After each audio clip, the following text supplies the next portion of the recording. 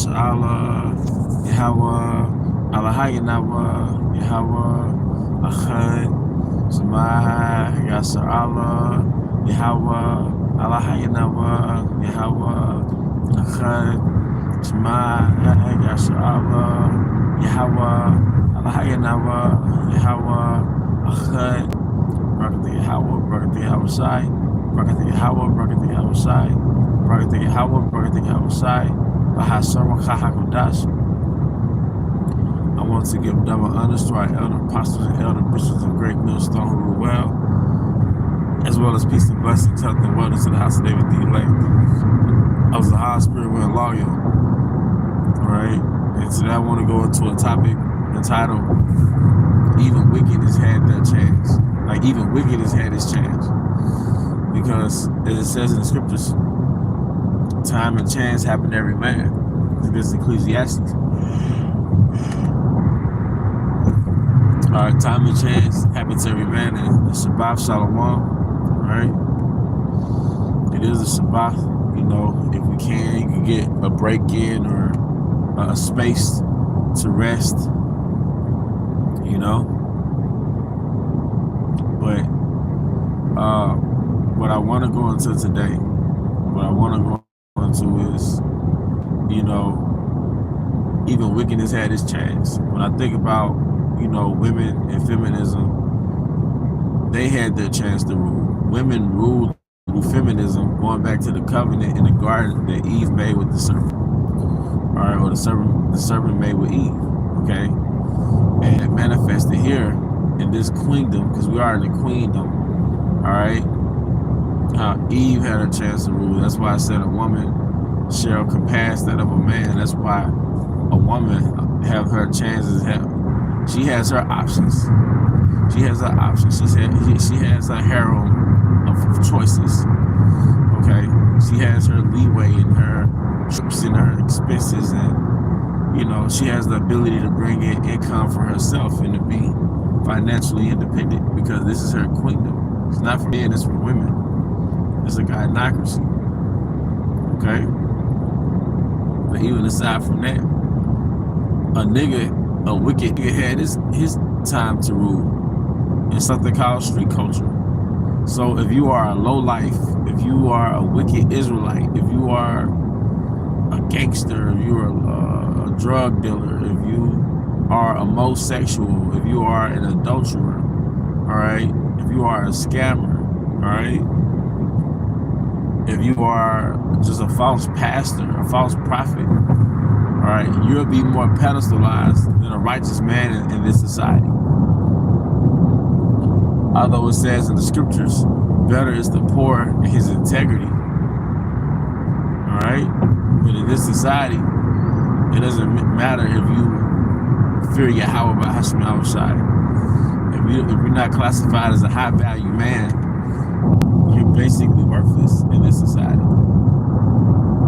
Especially by your women, you know. I mean, there are other attributes that can get you like notoriety or just notice. But typically, once again, an athlete, not that it's a sin being an athlete, but it's the Greco-Roman world. All right, if you're an athlete, if you're a drug dealer, if you're a scammer, if you're a homosexual, if you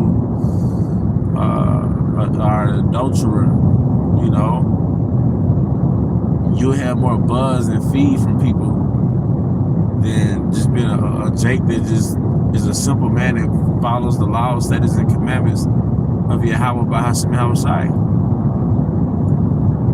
Okay? But last but not least, Esau Edom is the epitome of wickedness. He embodies wickedness. It tells you that when Alexander died, his 4 generals took over in the book of Maccabees.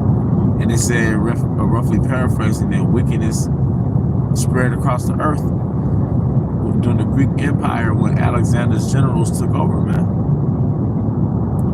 Because that was the embodiment of wickedness. And for that particular time, the Grecians, they ruled the known world. And now they came back. All right? So, going back to Christopher Columbus coming to the New World, 1492. All right. Renaissance period, ultimately, which is the rebirth of the Roman Empire, all right, which is another sect of Esau, Edom, another sect of Edomites, all right. So started around mid-1300s, 1400s to now. This is witness having this chance to rule in the planet Earth. All right, because what Satan, what Esau, Edom, all right, disguises as freedom is really rebellion from Yahweh Bahasham Hawaii. What he calls freedom is really rebellion from Yahweh Bahasham Hawaii. It's no fucking freedom, it's rebellion. But that's his perception of it, because really the core of Satanism is I don't want to be oppressed over them. I don't want to be oppressed under Yahweh's laws. Ain't that something? I don't want to be oppressed under Yahweh's laws. So Esau Edom's interpretation of Yahweh and righteousness is a form of repression, all right, and oppression of his rebellious nature. It tells you that the wickedness are estranged from the womb, meaning they're deviants from the womb, all right? They're deviants. What are they deviants of? They're deviants of the law. They deviate.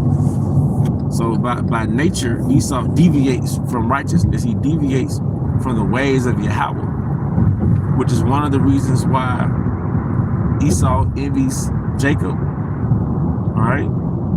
Which is the reason why Cain envied Abel. But now this man had a space to rule in this planet Earth where he didn't have to submit to Yahweh's laws. He could be the core deviant that he is, and his subjects under his kingdom followed. So Edom is a pure freak. All right, so under Western rule, which is really Esau's vibration, the world, the inhabitants of this earth are pure freaks. You know, they're one of the either they're one of the alphabets in the alphabet gang, or they're just straight up freaky demons, man, or they're murderers, because all those things embody Esau Edom. Esau Edom embodies all those things. So wickedness has had its time to rule, whether it's through Esau Edom. Women had their time to rule, which women, scripture says women are wicked. Because like Esau Edom, women have a rebellious nature. Well, they don't have a rebellious nature. It's just that they're submitting to another king besides us. But women have to be regulated. They have to be put under structures. The scripture says, give not a wicked woman liberty to guide a bride. And that's exactly what an American woman does. An Israelite woman, she's a gadder. Whether she gads or troops or travels through her phone, all right? She travels online through her phone, through social media, through dating apps, all right? Or she travels through clubs and bars. Which is nothing wrong with stepping to a bar, especially if you go with your man or something like that, you know. But like just the frequently going out, dressing for attention. It's not natural for a man that's not your husband, that's not your man, to know how your body fucking looks, man. Alright?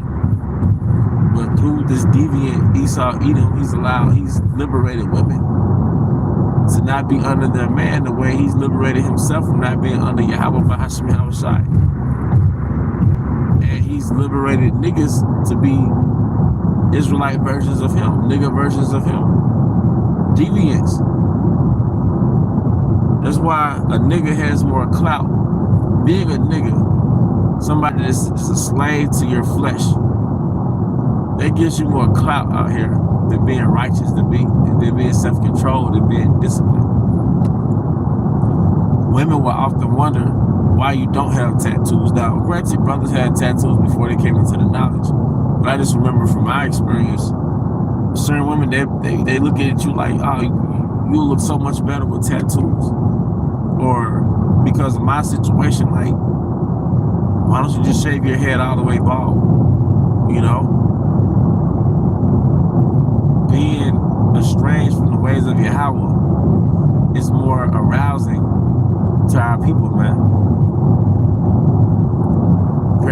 somebody like your coworker or your friend, your homie, that you messing around with another woman, that conversation is more exhilarating, all right? It's more stimulating than you just saying, yeah, I found a woman, you know, that was single. She said she was single, you know? Or, I think you pretty much get the point, man.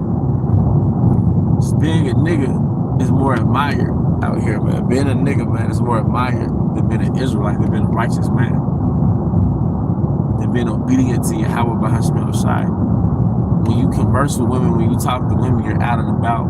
You might see a woman that catches your eye, and you notice in the spirit that when you ask her if she has a man or if she's single, especially an Israelite woman, it's like you throw off the script. It's like, that's not a part of the script. You don't look like a guy that give a damn if I got a man. You know, it throws off their flow. That's why it says in Sirach, I believe this is 42nd chapter, I could be wrong, how it says that be not ashamed of the law. That's part of it. Make sure she's doesn't have a man. Make sure she doesn't have a man. Be not ashamed of the law. It might go against the nigga script, the nigga storyline, the nigga narrative, the nigga expectation of caring, but like, you know, you're going against that nigga expectation, but you know, you're not ashamed of Yahweh's law, you know?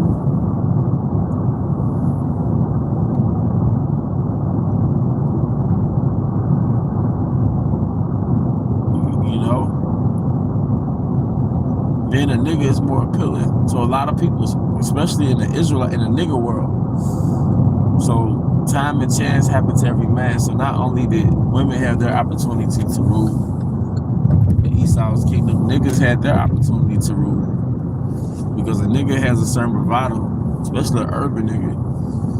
A nigga that's in the urban world, he has a certain bravado, like, shit, this is my shit. And it is his shit, that little environment. Eve is the queen of the damn. They're ruling because, hey, it tells you that the way of a king is how his inhabitants are within his kingdom. So how Esau Edom is, that's how the people in his kingdom are, except for the elect. It says wicked, it says the righteous are more excellent than his neighbor, but the ways of the wicked seduce him. And we were all seduced by the ways of the wicked through westernization, all right, through feminism, through street culture, through Christianity, through Roman Catholicism, all right, through college, all right, through the military, through rap videos, all right. But we've sobered up from that seduction. Okay, unless you're the 2/3, you're still drunken. It tells you in Isaiah, I believe it's the 28th chapter, that they are drunken, but not with wine. You see?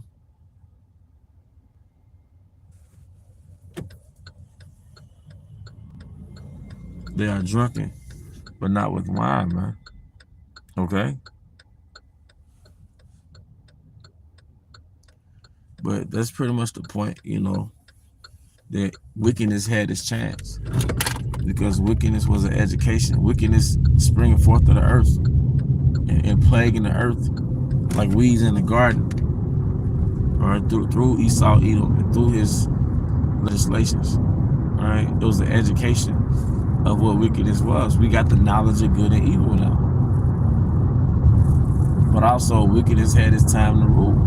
That's the balance of Yahweh. So wickedness had its time to permeate the planet Earth. Now righteousness is going to have its time to permeate the planet Earth. All right? Esau was the end of the world, which represents wickedness. And Jacob is the beginning of it that followeth, that represents righteousness. But with that, I hope you brothers and sisters were edified. Once again, I want to give all honor and glory to Yahweh, Bahasham Yahweh Shai, Bahasham Kahakodash. I want to give double honors to our elder apostles and elder bishops of Great Millstone, who well. Peace and blessings, health and wellness to the house of David, the elect. Abba Baal, Kom Yashala, Shalom.